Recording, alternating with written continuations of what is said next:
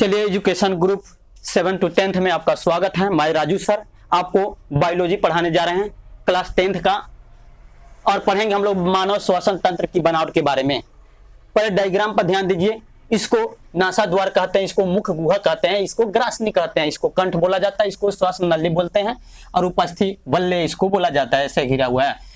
यहाँ देखा जाए फुसफुस, यहाँ पसलिया जिसको हम बोलते हैं, और इधर जो है श्वासनी है, इधर श्वासनिका है, और कुपिका कोश, ये जो छोटा छोटा पेड़ के पौधे के जैसा दिखाई दे रहा है, ये डायफ्राम है नीचे वाले। अब सुना जाए, सबसे पहले इसमें पॉइंट क्या है, मानव श्वसन तंत्र की बनावट में क्या क्या आता है। नासा गुहा आता है, नेसोफायरिक्स आता है, लैरिक्स आता है, कंठ या ट्रेकिया कहते हैं, श्वासनी या ब्रोक्स कहते हैं, फेफड़े, और डायफ्राम आता है।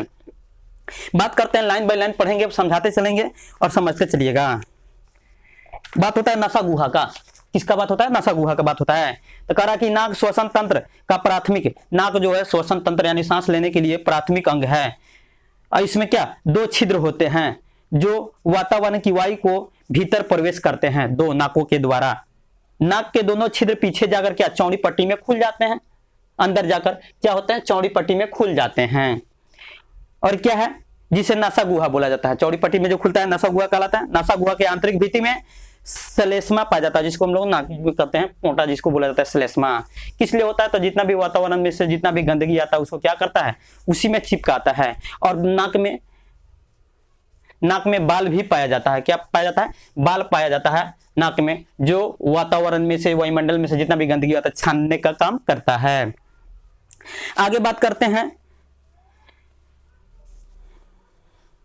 नेसोफायरिक्स के बारे में। नेसोफायरिक्स के बारे में बात करते हैं। तो नासा गुहा के आगे के घुमाकार यानी घुमावदार रास्ते को नेसोफायरिक्स या ग्रसनी कहते हैं। इसको ग्रसनी बोला जाता है। क्या बोला जाता है? ग्रसनी बोला जाता है। ग्रसनी एक छिद्र द्वारा श्वसन नली में खुलती है। इसे ग्लाटिस कहते हैं। क्या कहते हैं? इसे ग्लाटिस कहते हैं। यह एक उपस्थि युक्त कपाट द्वारा ढका रहता है, जिसे एपिग्लाटिस कहते हैं। यह श्वसन नली में भोजन के कणों को जाने से रोकता है। इसका काम क्या है? श्वसन नली में जो है भोजन को जाने, जब हम लोग भोजन करते हैं तो उसको श्वसन नली में जाने से, प्रवेश करने से क्या करता है? रोकता है।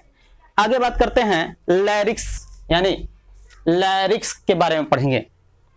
तो नेसोफायरिक्स के बाद आगे क्या है? लैरिक्स है। लैरिक्स के बारे में पढ़ेंगे। है क्या? लैरिक्स या ग्रासनी जिसको बोला जाता है। ग्रासनी नहीं बोला जाता, ग्रासनी बोलो या लैरिक्स बोलो।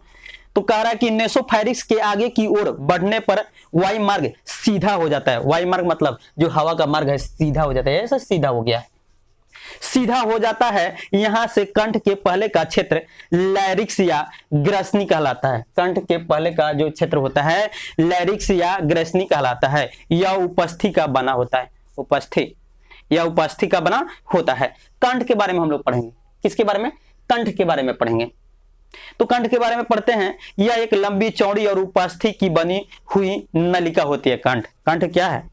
तो लंबी चौड़ी उपस्थि की बनी हुई नलिका होती है, जो लैरिक्स से आगे के भाग में स्थित होती है। लैरिक्स से आगे का भाग जो है कंठ कहलाता है। छोटा सा फिगर में बना हुआ है। पुरुषों के कंठ की उपस्थि उठी हुई होती है। ऐसे निकला हुआ, ऐसे यहाँ पे निकला हुआ उठी होती है। कंठ के बीच में दो स्वर रज्जु होते हैं। कंठ के बीच में कितने स्वर रज्जु होते हैं? तो दो स्वर रज्जु होते हैं, यानी दो स्वर रज्जु पाए जाते हैं, जिनके कंपन से कंपन करता है, जिससे बोली या आवाज पैदा होता है। आगे बात करते हैं ब्रोक्स के बारे में। किसके बारे में? ब्रोक्स के बारे में हम लोग बात करेंगे। कंठ हो गया, कंठ के बाद क्या? श्वसनी या ब्रोक्स जिसको बोलते हैं। ट्रेकिया के आगे का भाग ब्रोक्स कहलाता है। ट्रेकिया आगे जाकर उल्टे वाई के आकार में दो शाखाओं में बढ़ जाती है। यहां से देखा जाए वाई के आकार में नीचे बढ़ जाती है, दो शाखाओं में बढ़ जाती है। प्रत्येक शाखा ब्रोक्स कहलाती है। प्रत्येक शाखा क्या कहलाती है? ब्रोक्स कहलाती है। वाई के उल्टे आकार में बदल जाता है। आगे बात क्या है? तो फेफड़े की बात करते हैं। 10th क्लास का थोड़ा शॉर्टली दिया। जब हम लोग 12th क्लास का पढ़ेंगे बायोलॉजी, तो उसमें और अच्छा तरह से लंबा चौड़ा है, कंसेप्ट अच्छा तरह से समझाएंगे।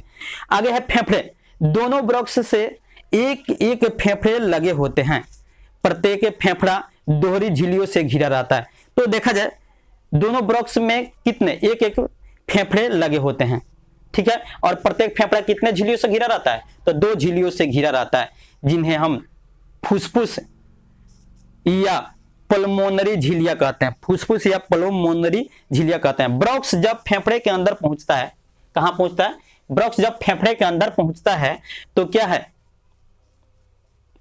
तब वह छोटी छोटी अनेक शाखाओं में विभाजित हो जाता है। यहां देखा जाए छोटी छोटी अनेक यानी शाखाओं में विभाजित हो जाता है। नेक्स्ट लाइन सुना जाए। और प्रत्येक शाखा को ब्रांकियोल कहते हैं। और प्रत्येक शाखा को इसको क्या कहलाता है? ब्रांकियोल कहलाता है। जैसे पेड़ के जैसा दिख रहा है ना, शाखा के जैसा। आगे सुना जाए। ब्रांकियोल पतली भीतियों वाली कुपिकाओं में खुलती है। इन कुपिकाओं को वाइकोस या एल्वेओलाई कहते हैं। इनकी भीतियों में एक कोशिकाओं का जाल बिछा होता है। ये कोशिकाएं पल्मोनरी धमनी द्वारा लाए गए रक्त से भरी रहती है। अब देखा जाए ये क्या है, जितना भी है ये सब रक्त से भरी रहती है, खूनों से क्या होती है? भरी रहती है। दोनों फेफड़ों को मिलाकर लगभग 700 कुपिकाओं के गुच्छे पाए जाते हैं। दोनों फेफड़ों को मिलाकर कितने कुपिकाओं के गुच्छे पाए जाते हैं? तो 700 कुपिकाओं के गुच्छे पाए जाते हैं। कुपिकाओं की भीतरी सतह पर सल्की एपिथीलियम ऊतक पाए जाते हैं। और कुपिकाओं के भीतरी सतह पर क्या पाए जाते हैं? तो एपिथीलियम ऊतक पाए जाते हैं। कुपिकाओं के कारण फेफड़ों के आंतरिक क्षेत्रफल वास्तविक रूप से क्या हो जाता था? बढ़ जाता है। कुपिकाओं के कारण ही फेफड़े का आंतरिक मतलब अंदर का जो क्षेत्रफल होता है वास्तविक रूप से क्या होता है? बढ़ जाता है। इसका कुल सम्मिलित क्षेत्रफल लगभग 80 वर्ग मीटर के लगभग होगा।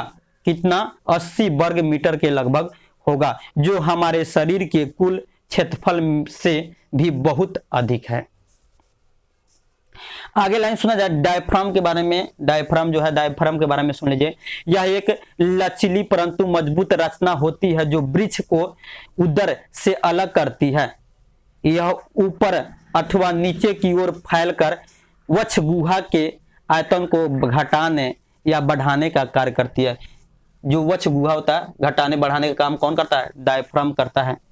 जब लेते हैं ऐसे बढ़ता है, कभी घटता है, जिसके कारण फेफड़े चिप यानी पिचकते और फूलते हैं। किसके कारण? इसी के कारण फेफड़े पिचकते या फूलते हैं।